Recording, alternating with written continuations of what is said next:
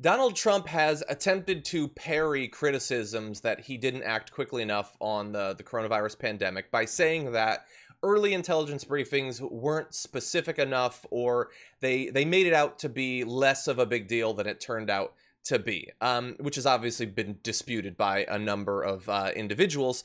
But I want to talk a little bit about those intelligence briefings, how they're run, and the odds that anyone trying to get him to grasp the seriousness would be able to do that. So Mr. Trump, who has mounted a years-long attack on the intelligence agencies that continues to this day, is particularly difficult to brief on critical national security matters, according to interviews with 10 current and former intelligence officials familiar with his intelligence briefings. And they're going to give us some information about what it's like to try to get through to this person.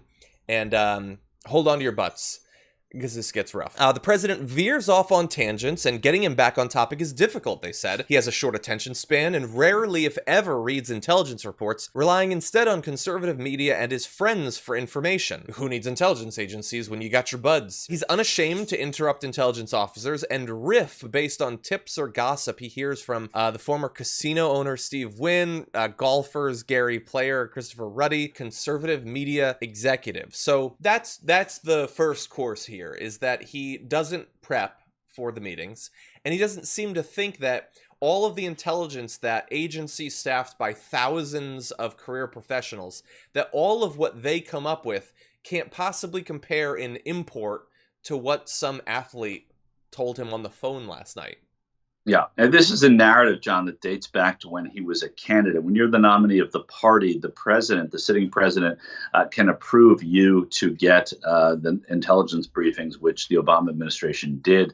He was getting intelligence briefings, and even at that time, when these were new to him, he wasn't spending much time with them. He had, if you recall, when he came into office, even a sort of built-in skepticism about the intelligence community that manifested itself in several ways in terms of turnover, staff turnover, and whatnot. Yeah.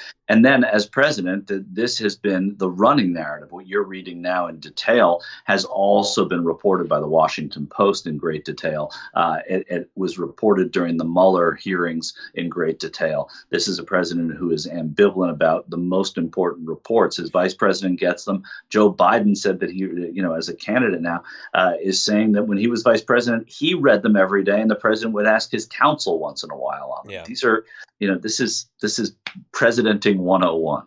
Yeah.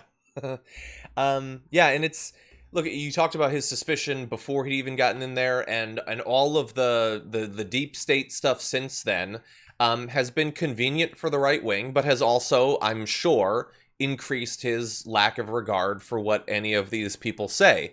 And the thing is, no, you shouldn't just blanket believe anything they come up with. They can be wrong, obviously. And, people point to like the run up to the war with Iraq, which I personally feel is much less an issue of the actual intelligence and much more the politicians picking and choosing what they want from the intelligence. I don't think it's actually as much of an indictment of the CIA as of the politicians, but sure, be critical. But also, don't necessarily elect someone who is the perfect manifestation of the multi-decades-long war by the right on any form of expertise or learning or anything. Right. There's little, John, I want to comment on what you just said, though. There's little that you can do about what someone who's in the White House does with the intelligence, but you want them to have the intelligence. So you go back to the Bush White House, and we despised what they were doing with the intelligence they were getting, but we knew, we didn't even think about it. They were using these intelligence briefings and taking from it what they would in their own way of distilling it. This guy isn't even looking at the intelligence, and he's getting it on a golf course from a former golf pro. It's unbelievable to me. Yeah. Yeah. I mean, if you're going to get your intelligence on the golf course, at least go to Michael Jordan. Anyway, okay, so let's go because Donald Trump. It's all sports with you. It is. I'm a sports fanatic.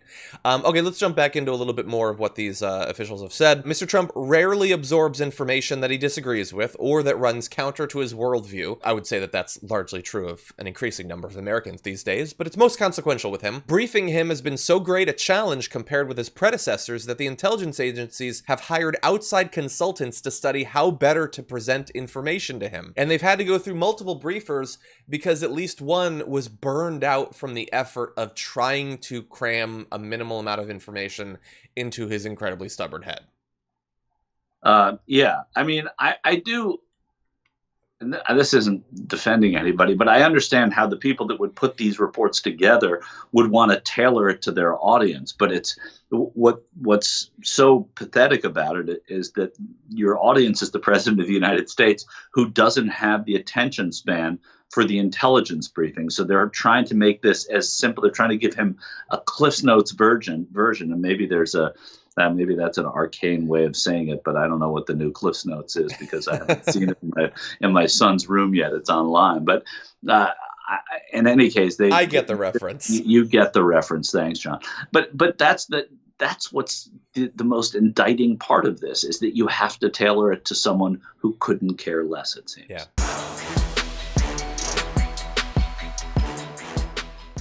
Check out the Damage Report podcast each day, wherever you get your podcasts, whether Pocket Casts or Stitcher or iTunes.